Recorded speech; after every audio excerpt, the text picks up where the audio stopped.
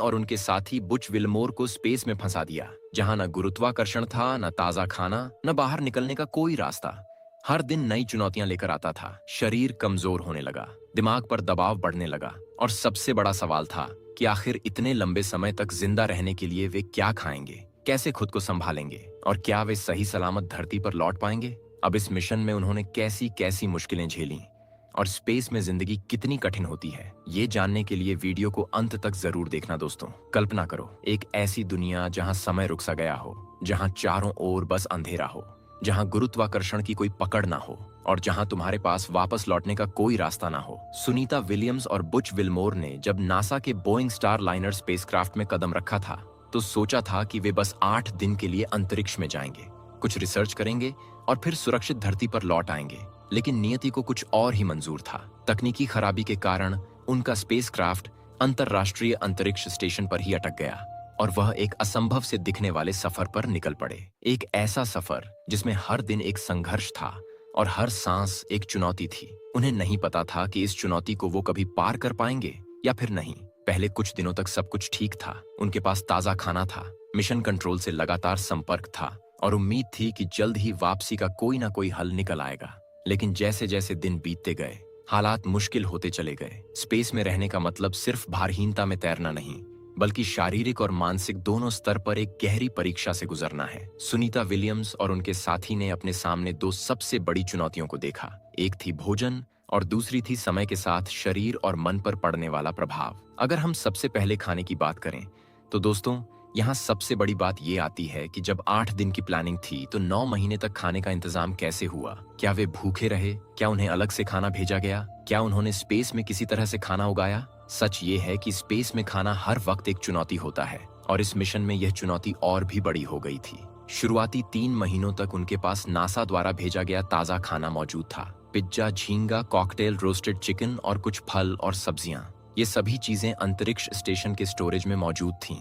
लेकिन इन्हें लंबे समय तक सुरक्षित रखना संभव नहीं था, इसलिए धीरे धीरे ये खत्म होते गए। 3 महीने बीतते बीतते ताजा खाना पूरी तरह खत्म हो गया, और अब उनके पास सिर्फ डिब्बा बंद और फ्रीज ड्राइड भोजन ही बचा था। सुनीता और बुच को अब पाउडर दूध, डिहाइड्रेटेड कैसरोल और फ्रीज ड्राई सूप जैसे सीमित विकल्पों पर जीना था।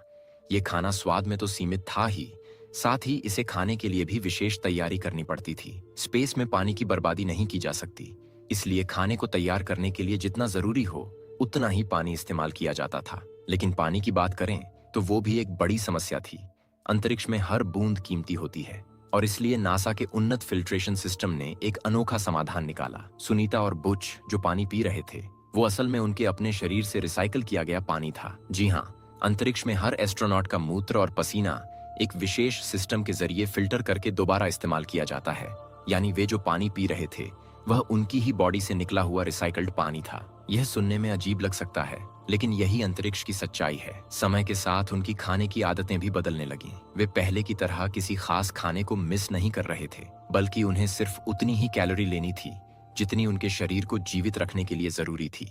नासा के वैज्ञानिक धरती से लगातार उनकी सेहत की निगरानी कर रहे थे, ताकि यह सुनिश्चित किया जा सके कि उन्हें पर्याप्त पोषण मिल रहा है। लेकिन दोस्तों, अंतरिक्ष में सिर्फ पेट भरने से ही काम नहीं चलने वाला था। वहां पर जीवन काटना अपने आप में ही बहुत बड़ी चुनौती है। अब जरा सोचो, तुम किसी कमरे में बंद हो, जहां कोई खिड़की नहीं, कोई दरवाजा नहीं, बाहर झांकने जाओ तो बस घना अंधकार और बेजान सन्नाटा तुम्हारे चारों ओर फैला हुआ हो, जहां न हवा हो, न पानी हो, न जमीन हो, जहां न दिन होता हो न रात, जहां सूरज बस कुछ घंटों के लिए चमकता है और फिर अचानक अंधेरा छा जाता है। और इसी माहौल में तुम्हें पूरे 9 महीने बिताने पड़े। सुनीता विलियम्स और बुच विलमोर के लिए यह अनुभव ऐसा ही था। एक ऐसी दुनिया जिसमें वक्त ठहर सा गया था और हर दिन अपने आप में एक नई चुनौती था।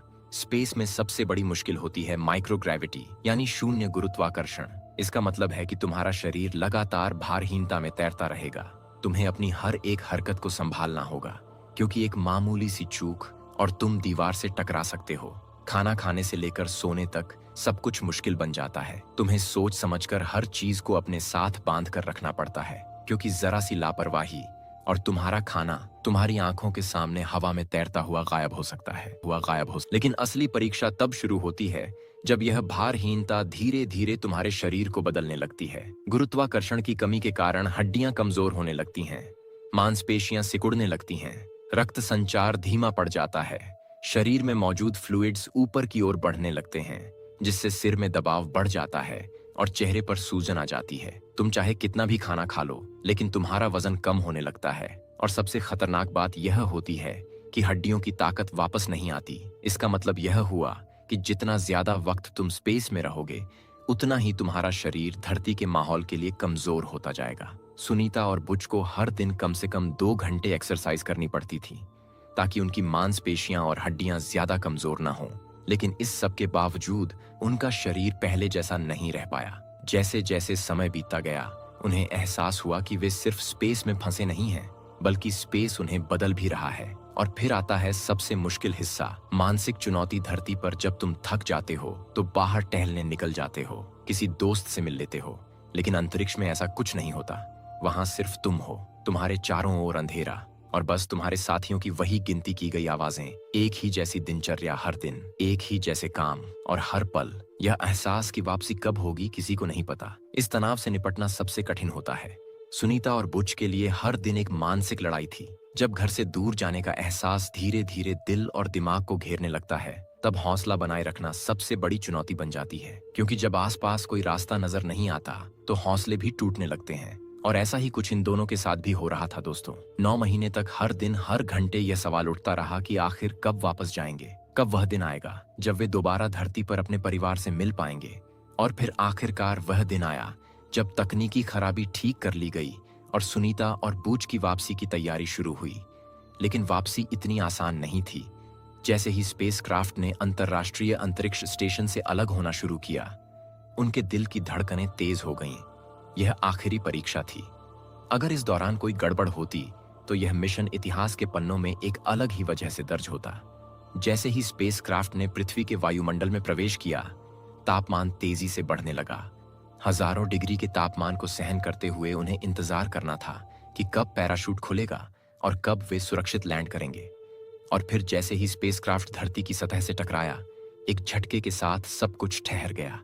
दरवाजा खुला, ताजा हवा का झोंका उनके चेहरे से टकराया। महीनों बाद गुरुत्वाकर्षण का एहसास हुआ। पैर जमीन पर रखते ही लगा जैसे शरीर अब पहले जैसा नहीं रहा। कुछ ही पलों में वैज्ञानिकों की टीम आई, मेडिकल चेकअप शुरू हुआ, और इस तरह उनके अंतरिक्ष में बिताए 9 महीनों का सफर खत्म हुआ। दोस्तों, इस मिशन ने यह साबित कर दिया कि इंसान चाहे कितनी भी मुश्किलों में क्यों न फंस जाए, अगर हौसला हो तो हर चुनौती को पार किया जा सकता है।